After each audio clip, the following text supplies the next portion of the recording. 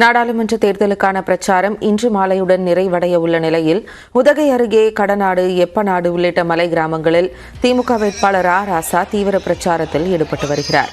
விவரங்களை செய்தியாளர் ஐயாசாமியிடம் கேட்கலாம். ஐயாசாமி, நீலகிரியில் இறுதிக்கட்ட தேர்தல் பிரச்சாரங்கள் என்னவாக போய்க் கொண்டிருக்கிறது? விவரங்கள். வணக்கம். மக்களவை தேர்தலுக்கான பரப்புரைகள் இன்று மாலையுடன் நிறைவடையும் நிலையில் வேட்பாளர்கள் ஒவ்வொரு பகுதியிலும் இறுதிக்கட்ட பிரச்சாரங்களில் ஈடுபட்டுள்ளனர்.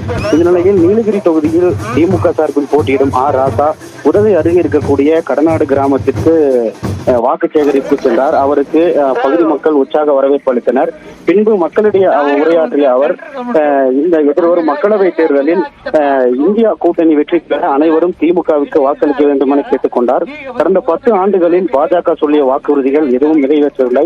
இந்த முறை சரியான பிரதமரை தேர்ந்தெடுக்க இந்தியா கூட்டணி முடிவு செய்துள்ளதாகவும் மக்கள் அனைவரும் அவரவர்களுக்கான திட்டங்களை பெற திமுகவுக்கு வாக்களிக்க வேண்டும் என கேட்டுக்கொண்டார்.